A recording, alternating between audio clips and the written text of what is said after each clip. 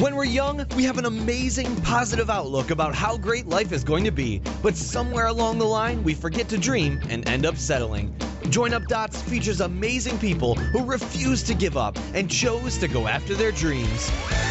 This is your blueprint for greatness. So here's your host, live from the back of his garden in the UK, David Ralph. Yes, hello there. How are we all? I am having a rocking and a rolling time today because it's still sunny. It's the 27th of July. We're having an amazing summer and everything is good in Join Up Dots world. And why can't it be even better? Because it is going to get better, because we've got a guest who is someone who is perfect for Join Up Dots. I was speaking to her just before we started recording, and I said, really, you would have been my target audience maybe 10, 15 years ago. So let's find out why. She's someone who quite readily admits that she spent over a decade stuck in the wrong career. But on a show like Join Up Dots, we confirm time and time again that although it may seem like wasted time, no experience is truly wasted. After a life-threatening experience, she left her corporate litigator and mediator role and began a quest to study all ways to live a thriving, happy life. It started as a personal task but ended up as a personal mission and a career. As the founder of and teacher at the Life Alchemy School, a career and life coach, angel intuitive, author, speaker, teacher, Feng Shui expert and Reiki Master, she now works with clients and students all over the world to help them take a holistic approach to uncovering their dreams, pursuing their passions, and finding true balance. As I say, perfect for Join Up Dots. The question is, though, with 3 kids, how does she pack that all into a day? And why did it take an illness to finally make her leave the job that was not what she wanted to do? And has she found the true path to happiness that we are all seeking? Well, let's find out as we bring onto the show to start Joining Up Dots, the one and only Monick Halm. How are you, Monick? I'm great, David. Thank you so much for having me on. It's absolute delight. I like nothing more than a few American ladies in my life, and I seem to be spending a lot of time with the Americans at the moment. I don't know why. Are you all big into sort of podcast and self-help and development kind of things? I don't know. Maybe we are. Well, it certainly seems to be the case. So it's absolutely lovely to have you on. So can I just spend a little bit of time sort of getting to know you so personally? So you've got 3 kids. You Yes. live in California.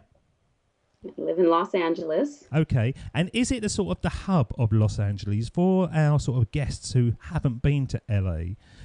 Is it the sort of the Hollywood sign and sort of Beverly Hills and all that kind of area? Or is it the suburbs that you live in? I can see the Hollywood sign from my house. That is a selling point. I'm in the thick of it. Yeah. So do you actually look up there and go, that is iconic and I can see it from my bedroom? Or is it something that now you've seen it so many times it sort of blurs into one? No, you know what? I still get a thrill every time I see it. And it's so cool to be able to just look out the window and see the Hollywood sign. I love it.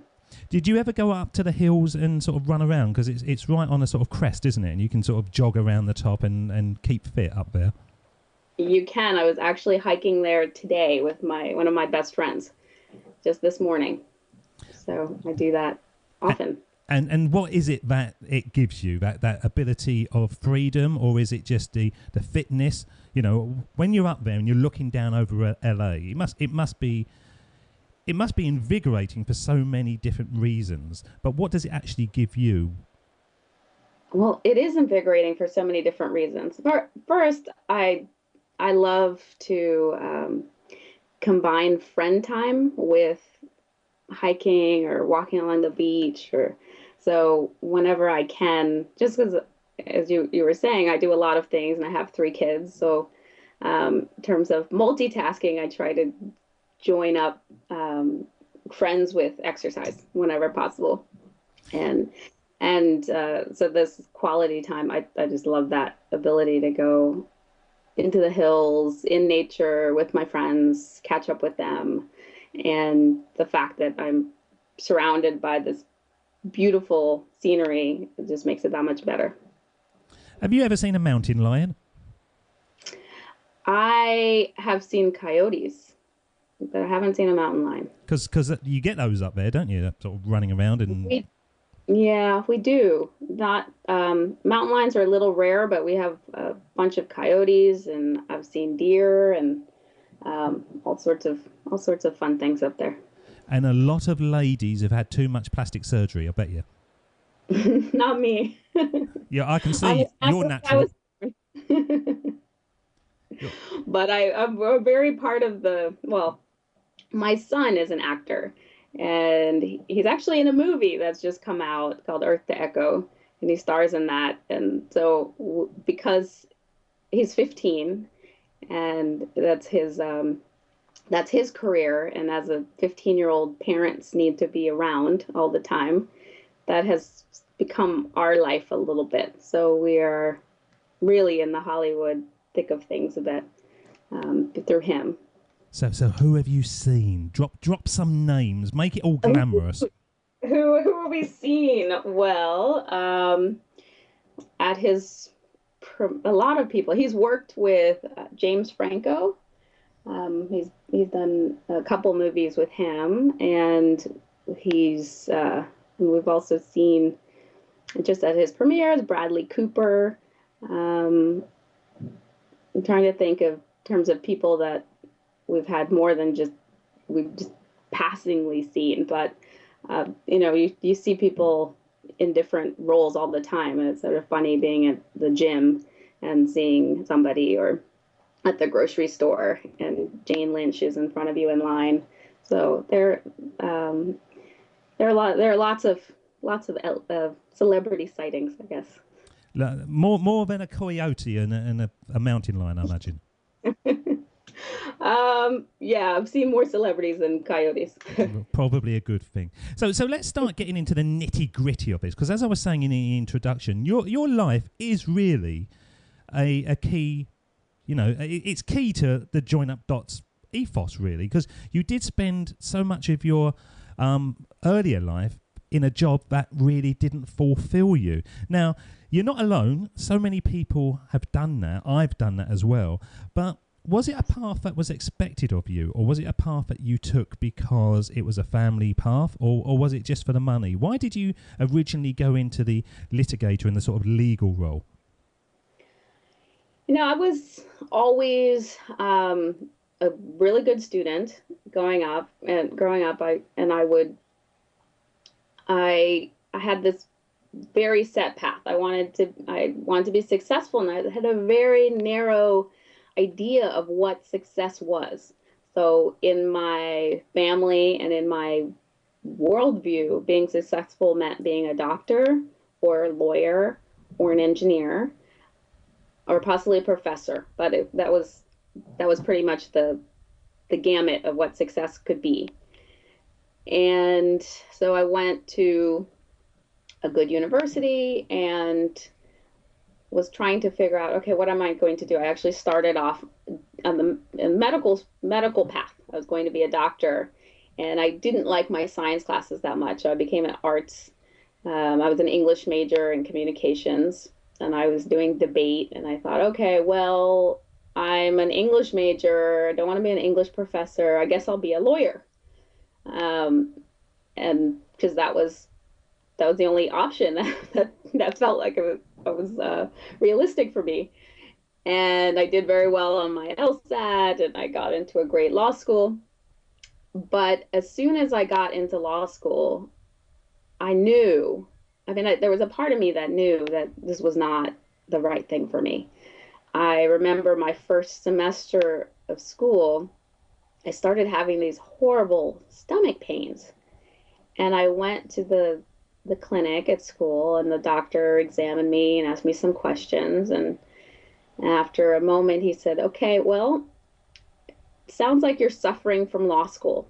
And I said, what? He said, it's stress. You have something called irritable bowel syndrome. It's basically stress. He said, I could give you pills, or some drugs, but I think what you should focus on first is trying to be more relaxed and deal with the stress. So I started doing yoga, and that helped. But those and that the stomach aches got better, but it was still there. But that was my body telling me, maybe you're not on the right path. So when before that started, a bit that I want to jump in on, you kind of knew that it wasn't the path as soon as you got there. It was pretty early days. Yeah, it was a couple months in, but at this point, I'd invested a lot already, money wise. Law school in the States is not cheap, and I had a lot of my identity invested in it. I was going to, it was one of the top law schools in the country, Columbia, and my family was proud of me, and I was also telling myself, okay, well, I don't love law school, but I'm sure I'll love being a lawyer will be better.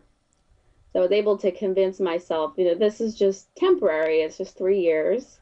And then, nobody likes law school. Law school is not supposed to be fun.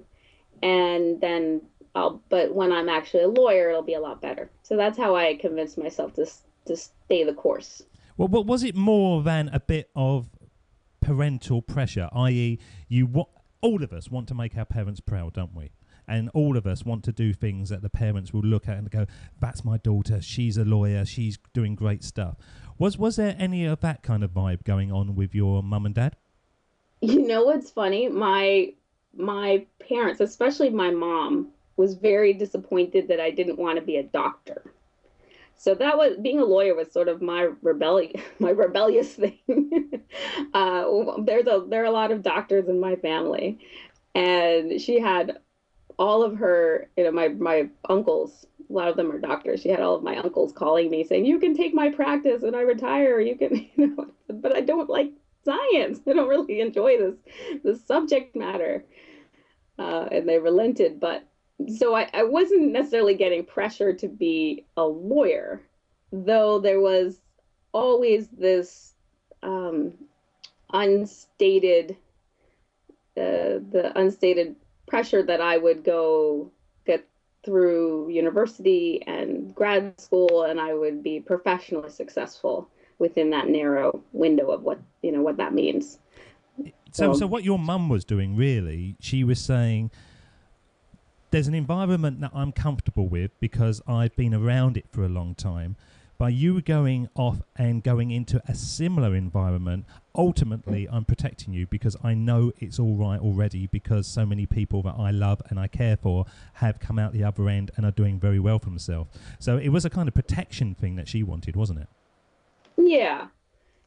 And I think also part of her said, I never actually saw you being a lawyer. I thought you'd be happier as a doctor. And perhaps I would have been, though I'm happiest right now doing what I do. Because I couldn't be a doctor. I couldn't be a doctor at all. Could you really, seeing all those horrible bits and bobs all the time? Never want lunch. I'd leave me lunch at home every day. Yeah. I'm not sure. Did you have these programs on... Sorry, do you have these programs on telly called Embarrassing Bodies, where people have got something dreadfully wrong with them and they're so embarrassed that they go on telly to show it to a doctor live on air? Do you have these programs? I don't think so. It's possible we do, but I watch so little television that I wouldn't even know if we did. It's very likely. It's the one thing that would put you off being a doctor for life, honestly. These people come up with these huge bulbous growths and things like that, and they say, why haven't you had anything done about this? And they go, I've been too embarrassed to go to the doctors. You're on telly showing it to everyone. What are you doing, you mad person? And my wife is obsessed by these programs. She loves seeing these horrible things shown all the time. That's so funny. Maybe she should be a doctor. I reckon she'd love it. Yeah, she's always got something wrong with her. I shouldn't say that, really. She might listen to this. So you've done your path and you decided that it wasn't for you. The doctor has said to you your stomach aches and your pain and all that kind of stress, but you still persevered. You didn't sort of say, right, okay, I'm going to change direction at that point. What made you carry on when, as you say, your body was already giving you the signals that your path wasn't right? Well, first, the yoga actually did help. And I started doing a lot of yoga, and I was able to relax some, and I wasn't getting the stomach aches. And I, like I said, I convinced myself that this was a means to an end, and I wasn't going to be a law student the rest of my life. I was going to be a lawyer, and that would be different. So I was able to convince myself that, this was just a temporary bit, and I could persevere through these 3 years, and also I was meeting incredible people. My classmates were really interesting and fascinating, as were my professors, and I had some wonderful experiences as part of law school. I went and I did 6 months in Japan. I was studying and I worked there, and I spent a summer in South Africa working for a public interest law firm. So I did do some really interesting things. So it wasn't all bad, but even though I definitely got a message, my intuition was telling me this may not be your highest path, but I made the best of it. If you went back in time now, would you do the same thing, or would you just go, right, I'm getting out as soon as possible? I this morning when I was hiking with one of my best friends from law school, and I was telling her that I was going to be on your show, and I was asking myself that question, and I think that no, because I'm so happy with where I am now, and I so cherish and honor the relationships that I made during that time. So 4 of my best friends in the whole world I met during that point. I'm not sure I would be where I am right now if I hadn't gone through that time. So I don't think I would not do it. If I had if I go in a new life and I have a new life, then yeah, I'll take a different path. But I don't, in this lifetime, I'm actually happy that I did it. It does give you contrast, doesn't it? And literally every person that's been on this show has said to me, when they decided to change direction, when they had their leap of faith, or when they hit, as we call it, the big dot, and they connect the dots and they get to the point where things had to change, they look back on it and go, it was awful, it was a really bad time, but I'm really glad that I went through it, because without that I wouldn't be where I am now, or I wouldn't be the person I am now. And I certainly feel that. Yes, exactly. That's how I feel. I wouldn't want to change anything, because if I had zigged in a different direction, I might not have met my husband, or made the friends that I have, or even gotten to this point where I am, which I'm really happy about. But I needed that struggle, and I needed the stomach ache, and I needed to see what was the wrong direction so I could find my right direction. Well, why do you think that is a human truth, that we're all saying exactly the same thing? Because on one side, it seems a bit strange, doesn't it, that we actually say, no, I'm glad that it was a bad time. Why do you think, as humans, when we look back on it, we actually savour those moments because we believe it's what makes us who we are? But it could be open to question whether it does. I think for people who are able to learn from those situations, then they will appreciate them. I think for people who can't learn from them, then maybe they don't. They wish they hadn't experienced something. But I think that there's something you can learn from everything that you encounter, even things that are painful initially. So, and I think if you're learning and you're growing from them, then you'll be able to cherish them and be grateful for them. Did you say that now because you had found your true path? Or is that really, if you dig down, do you think that was always in you, that inherent belief? I think I've always been a very optimistic person, and I've always tried to learn from everything that I encounter. And I really took to heart that if it doesn't kill you, it makes you stronger. And I was always looking for, okay, well, how is this making me stronger? How am I growing from this? How am I learning from this? So I've always had that bent, though in time it's gotten even stronger. Is that something that you coach now to your students and your clients? Yes, very much so. Very much so. And how do you do that? For the people out there listening to this conversation and they're in a pretty poor relationship or they're in a job they don't like and they hear us saying, actually, although it's bad, it's going to be the making of you. How do you actually express that to your clients so that they go, yeah, all right, fair enough, Monick, I totally buy into that? Well, I don't even explain it to them so much as I ask the question. Just, if this is happening, what are you able to learn from this? How are you able to grow from this? What is there in this that you can be grateful for? I think a lot of times it's the questions that we ask ourselves that are most important.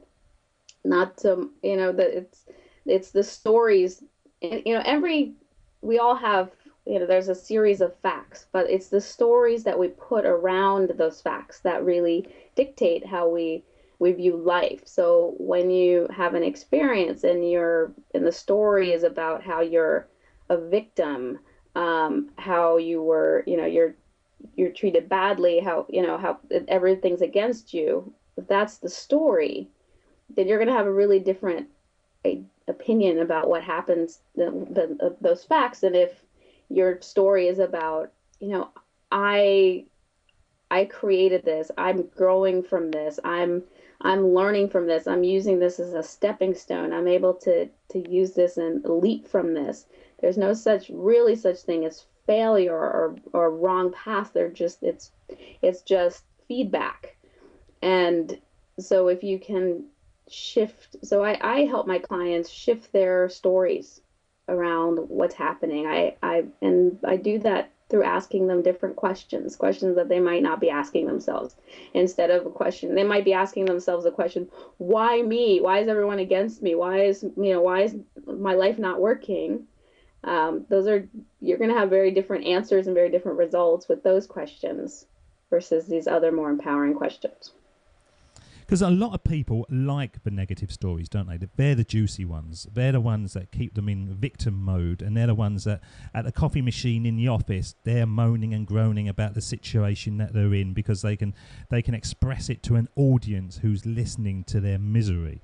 Did you find that as a common truth as well, that it's the negative stuff, which is the juicy stuff, and people that come in and go, my life is great, everything's wonderful, I'm finding my true path? For many times, it's not what the other people really want to hear. Well, I have a bunch of friends, and when we get together, we, instead of complaining, we celebrate, or we brag. We just talk about what's going well. And for me and for us, that is really juicy and that is really exciting. And even within the things that might not be going as well, or what might be easy to complain about, we find what's juicy and what's wonderful and what is to celebrate about it. But I know that there are a lot of people who take the opposite tack and they think, oh, it's so much more, either everyone around them does it and they want to fit in, so they complain, or they look for what's bad because they get sympathy, they get attention. I mean, there's always a payoff for people about why, whatever they're doing. Ultimately, people do what they want to do because in some way it makes them feel better. So they think they'll feel better if they have other people's sympathy or if they're fitting in. And so I like to show my clients in a different way. Maybe you'll feel better if you can celebrate, if what's happening and you're celebrating that with the people around you. You get them to celebrate what's going on with them and having a different way of being. And then most people I find have a higher payoff doing that. Because it is so true, and what you're saying there, you've surrounded yourself with like-minded individuals, haven't you? You've surrounded yourself with a peer group that have similar, I suppose, dreams, aspiration and outlook. And for people who are out there who are in a negative situation, they really need to look at the people that they are surrounded. It's the old Jim Rohn thing that they talk about all the time. You're the average of the 5 people that you surround yourself with. And it is absolutely true, isn't it? Yes. I tell my clients, and especially ones, or when I'm speaking, I'll often talk about, your dream team. If there's a dream that you want to move towards, then you want to surround yourself with, I call them dream teams. So that consists of cheerleaders. So those are people that are cheering you on, that tell you can do it. You want to have as many, all the people around you ideally are your cheerleaders. You want to have confidants. Those are people that you can talk to, who you can talk to about the rough times, and they can say, yeah, I've been there, I understand. And so you can talk, be really authentic with them. You need way showers, people who are living what you want to live, people who can demonstrate to you what, how the path to get to where you want to go, or whatever that means to you. And you want connectors, people who can connect you to opportunities and different experiences that will help you along your dream path. So you want all of those types of people in your life, and you want to minimize the naysayers, the people who are negative, the people who are telling you to, quote unquote, be realistic. Don't do that. You can't do that. And people who mean well, I think they mean well. They want the best for you, but ultimately it's not in your best and highest to have people who are naysaying your dreams. So that's what I recommend to people, to have that, have more of the cheerleaders and connectors and way showers and confidants, and spend as little time as possible talking with your naysayers. Because I'm literally surrounded by thousands now of positive, like-minded individuals doing this job and connecting with people across the globe. My outlook was always very positive anyway, but now I just cannot imagine not achieving amazing things. It's almost like it's destined to happen, because I'm just... Absolutely. Every conversation I have, it's with somebody that has got off their backside and they have done something amazing. And if you have that much of a connection to these people, it's going to start rubbing off on you, isn't it? Absolutely. Yeah, you want to be with people who are playing big games, a bigger game.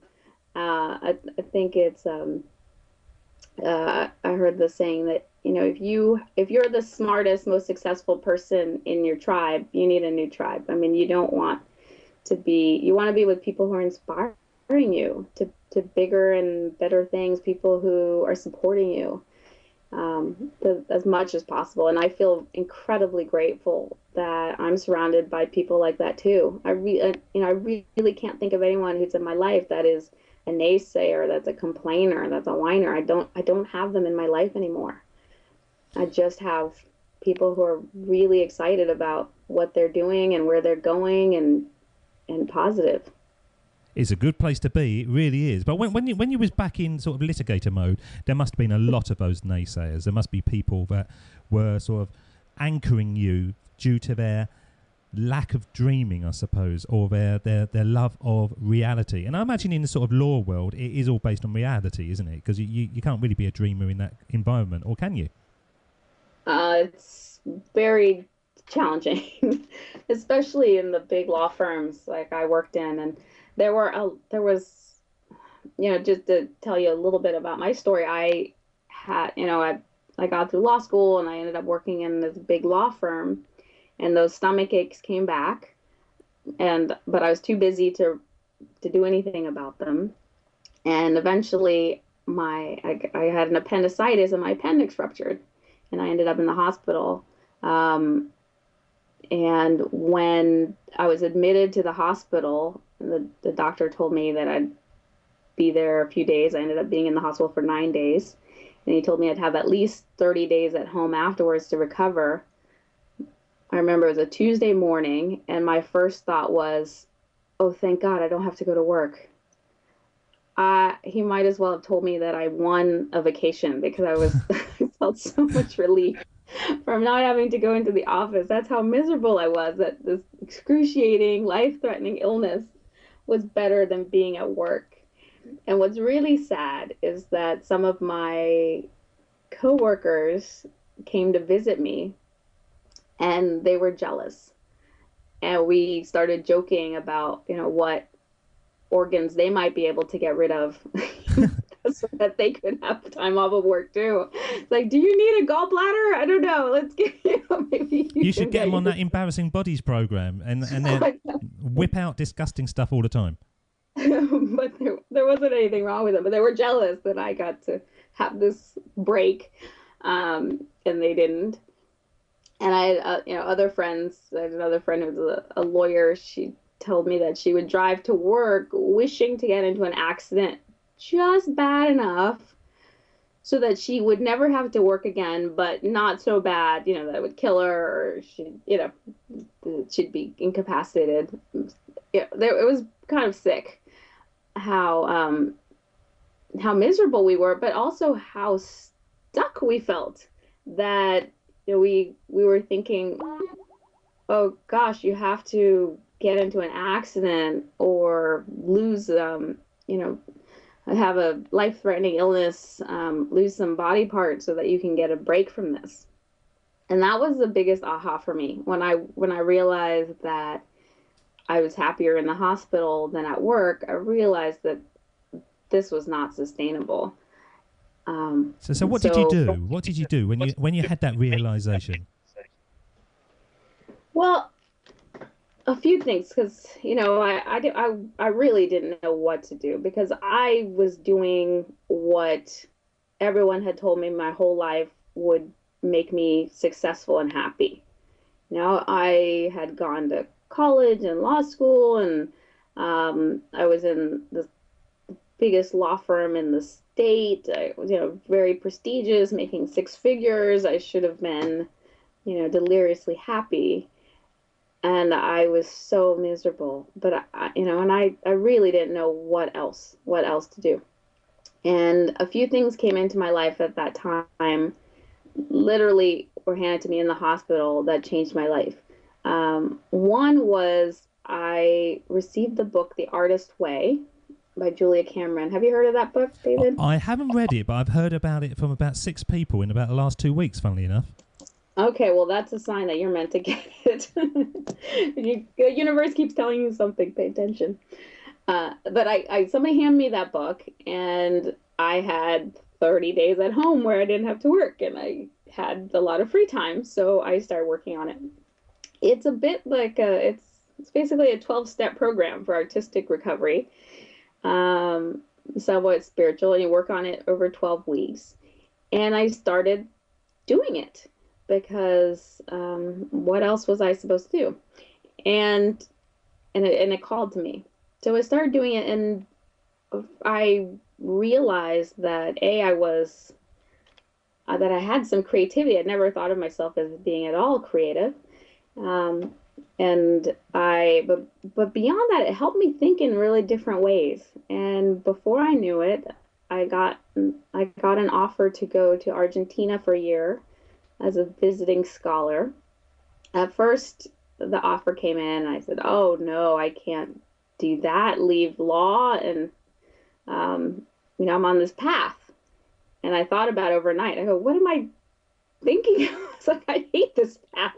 So the next day I called, I said, yeah, I'll do it. And I got my ticket, and I spent a year there, and I started tango dancing and painting and teaching yoga, doing all of this, wonderful stuff, singing in a jazz band, and doing my legal research, and I came back, and I tried different paths in the law to see, maybe that job wasn't it, but maybe a different job. And I tried a few different things, and I tried mediation, which I liked better, but it still wasn't the right thing for me. And eventually I came to life coaching, which it's like the skies opened up, and it's like, ah, this is it. It was the epiphany, was it? It really was. And what's funny is when I was 18, I remember reading this book. I don't even remember what the name of it was. It was a book that my dad had, and it was a book about the brain. And I don't remember the author or the title, but I remember one of the chapters which wasn't really about the brain, but it was about this author's theory. Basically, he said, because about 10 to 15% of the population is insane. They have something wrong with their brain. They're schizophrenic, and there's some brain chemistry reason why they can't live a really fulfilling life in every way. And then he said about 10 to 15% of maybe 10% of the population is sane.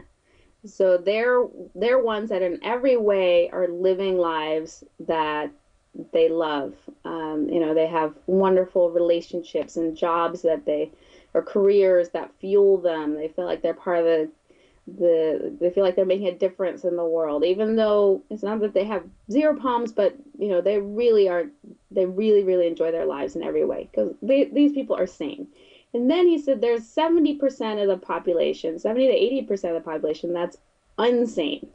He said the unsane, so there's no physical reason why they shouldn't be as happy as the people who are sane, but they, for whatever reason, they allow themselves to be in unhappy relationships or jobs that are toxic, jobs that feel toxic. And he said those people are unsane. They could get out of it, but for whatever reason they don't. And I remember reading that when I was 18 and thinking, oh wow, first of all, I want to be sane. I don't want to be unsane. And I would love to work and help the unsane become sane. I didn't realize that was a job then, when I was 18. And then I also went through plenty of years being unsane, unsane myself. I had unsane jobs. I had unsane relationships.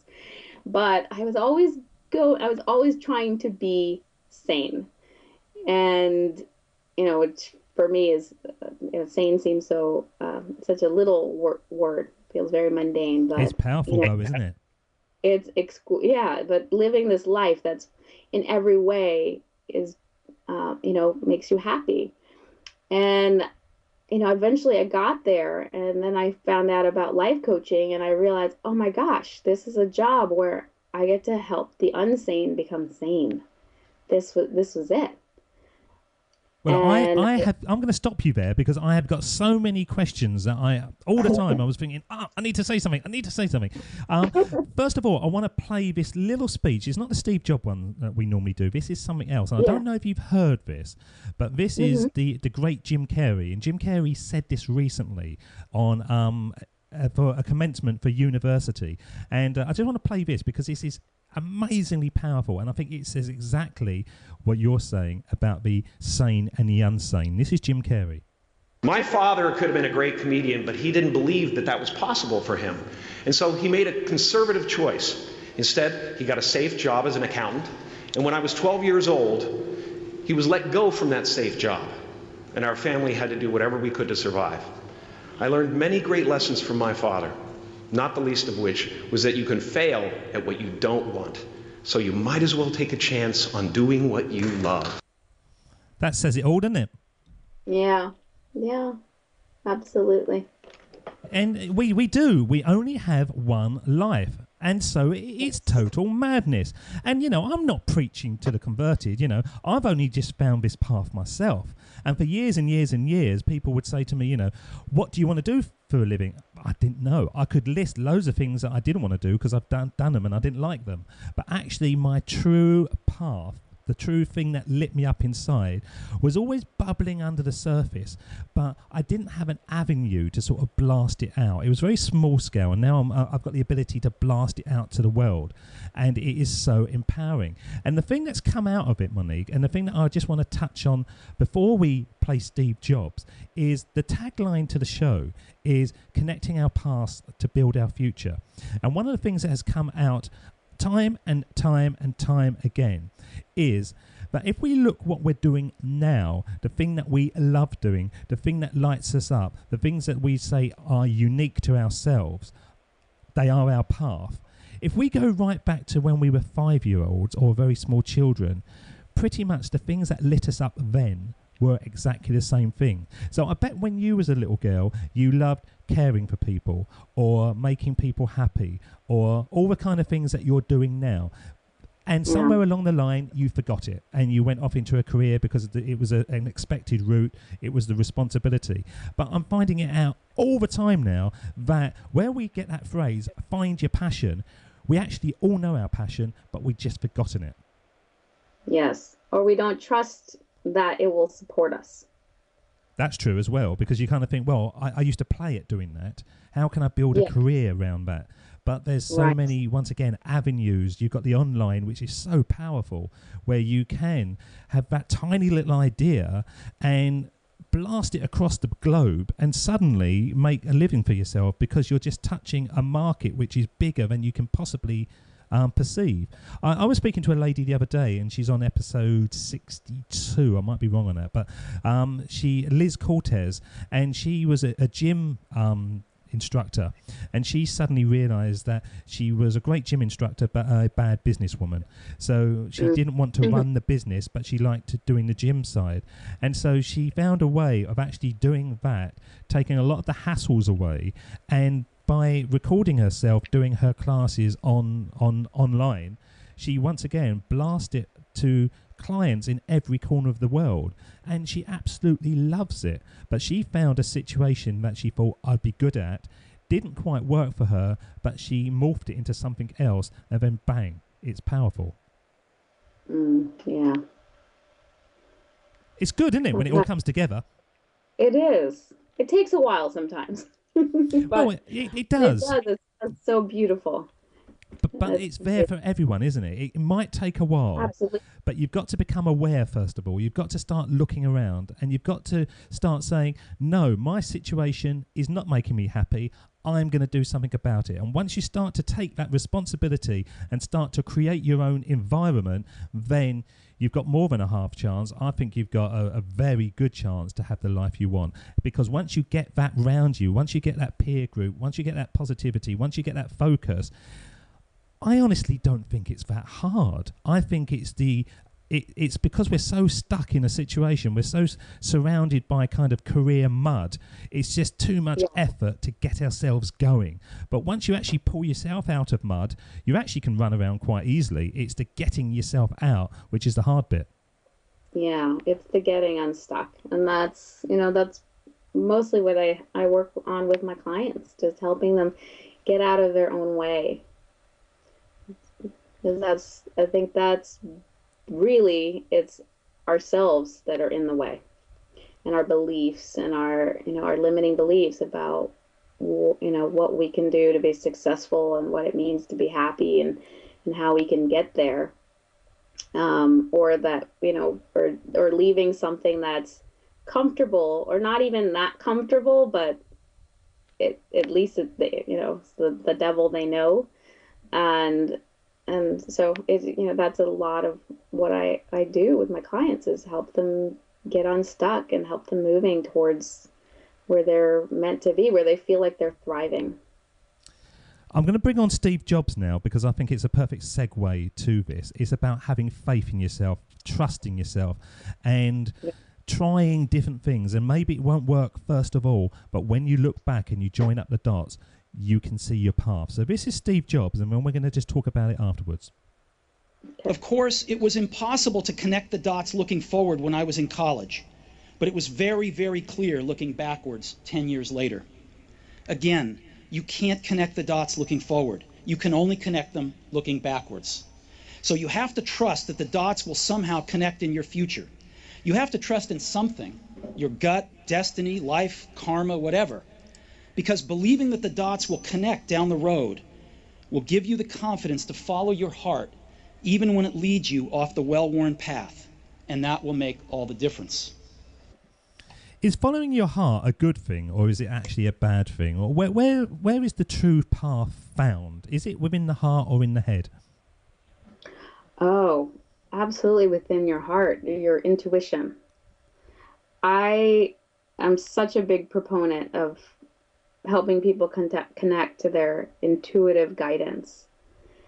You know, our our society seems to really value and above all our rational, logical minds, but our intuition is connected to so much more than that. You know, it's connected to, you know, on a conscious surface basis, we might get 5% of all of the various stimuli that our brain receives. You know, consciously, right now, whoever is listening might be hearing our voice and paying attention to that. But on a, you know, on a different level, their brain is picking up background noise, traffic going by, conversations that are being heard, conversations that are being had in different parts of their office or their home.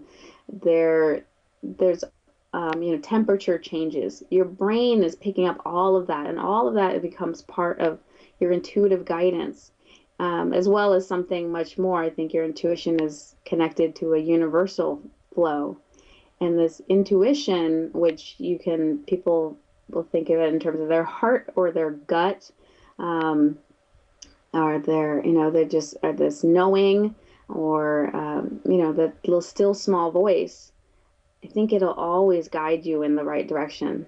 For me, it's like a life GPS, you know, just if you follow that, you won't necessarily know where you're going, you know, like Steve Jobs says, you won't know where the dots are leading you, but I feel like if you follow your intuition, you'll never regret it. And the only decisions I've ever made are when I've ignored that intuitive guidance. I've done the same. When I've been offered ka-ching, ka-ching, money, money, money, Yeah. I have been more unhappy than I've ever been. And for a long time, I was thinking, why did I take this job? I know it's paying me a lot of money, but I hate it, you know, terrible, terrible times. And when I've gone with the thing that has scared me most, it's the thing that I look back on it and go, wow, I'm so glad I did that. Yes, it was scary, but God, it was exciting, or whatever. Very much like this, and I've said the same thing numerous times. When I started this, I was terrified, and even when I launched and I was about 10 shows into it, I still thought, I'm going to give this up. It's never going to work. And all those kind of limiting thoughts came into your head. But you just push through that fear and that courage. And as you say, it's your body's GPS. It's the scary bit that is allowing you to grow. And unless you go for the scary bit, you're stuck again, aren't you? Yeah. Yeah, sometimes it's scary. Sometimes it's just there. This voice, this, you know, it's just telling you to move in this direction. And but it can be scary to pay attention to it and not what everyone else tells you is the right thing to do, not what society is telling you is the right thing to do. And following, you know, that crazy path that your intuition sometimes sends you on, it can be terrifying, but you never regret it.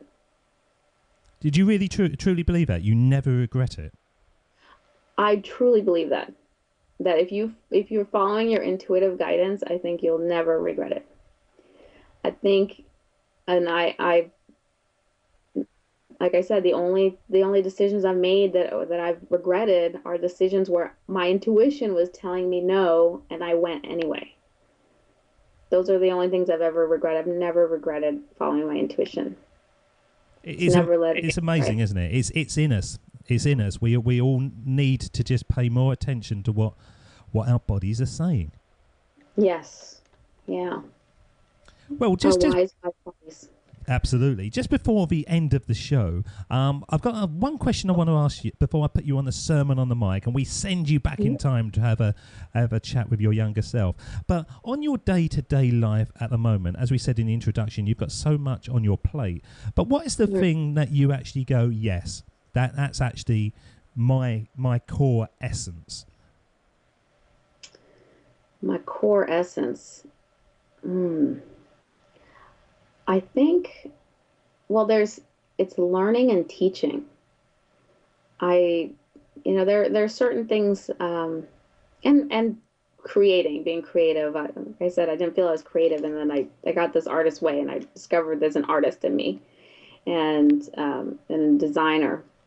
So that makes me go yes. And then I'm always wanting to learn more, and I love teaching what I learn. I love, and which helps me learn it even better.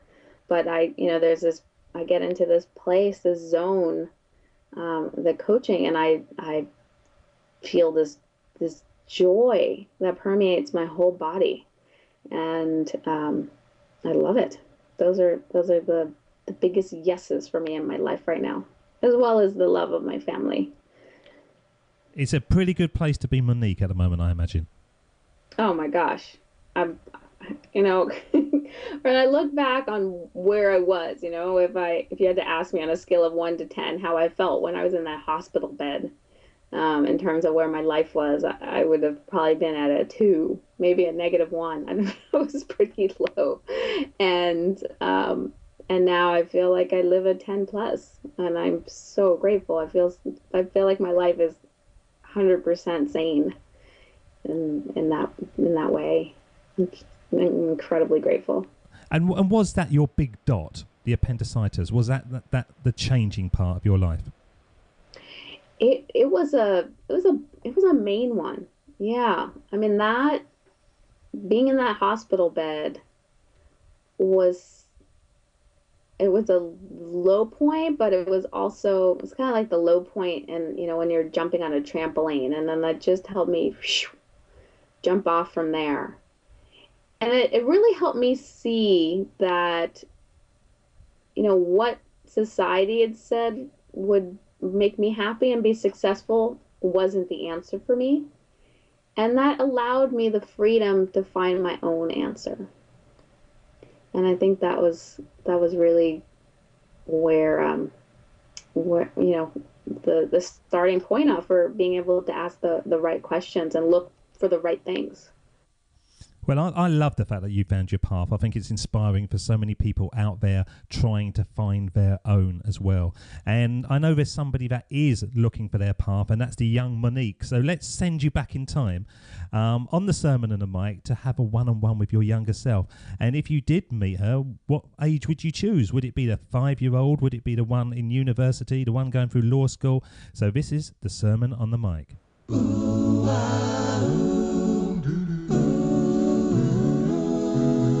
Here we go with the best bit of the show, the Sermon on the Mic, the Sermon on the Mic.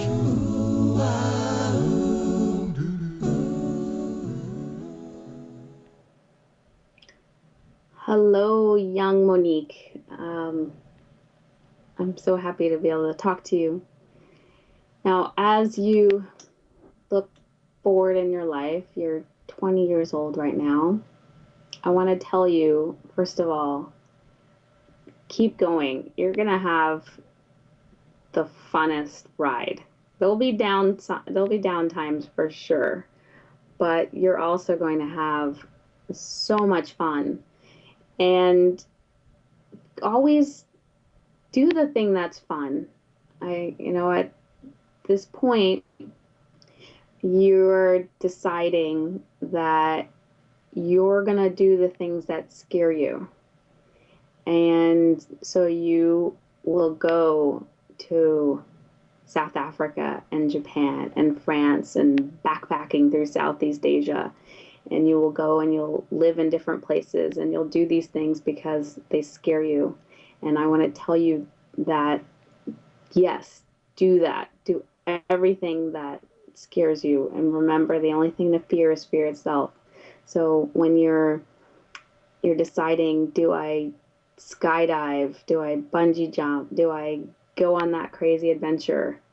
The answer is yes, do it. And while you're doing it, I want to give you some other advice. To always be really authentic. Be yourself. When you're in relationships, There'll be a time where you feel like you might have to follow some sort of rules or try to be somebody you're not to make some guys like you. I want you to remember that you only really need the guys to like you that will like you exactly as you are. That's the only way it's going to feel really fun and really great and really juicy, and that's how you're going to find your soulmate, who you do find. So remember to be exactly who you are. Allow yourself to feel how you feel. Allow yourself to be open, to be honest, to be loving, to just share exactly who and what you are fully. And that is going to help you in love. It's going to help you in attracting clients and business and finding the right opportunities when you are completely true to who you are and how you feel and what feels right and what feels the best for you. You're going to go on a path that is going to look really different from the path of the people around you. You're going to be guided by angels. They're going to speak to you, and you're going to share their word with others. And that's going to be one of the most beautiful, wonderful parts of your life. So be open to them. And lastly, I want to give you some advice about money. You can be a mess with money. You don't like to deal with it very much. But your money needs to be dealt with. And it's actually a really wonderful thing when you're dealing with money.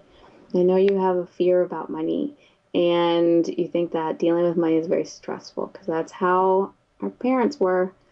But when you learn to give money loving attention, and you just pay attention to it regularly, you pay attention to how much you're spending and what comes in and what goes out, and you start saving and investing, it's going to be really wonderful for you. And that's going to help with the missing piece. You know that it's always there when you need it, but I want to give you advice on how to grow it and how to have a really wonderful relationship with money.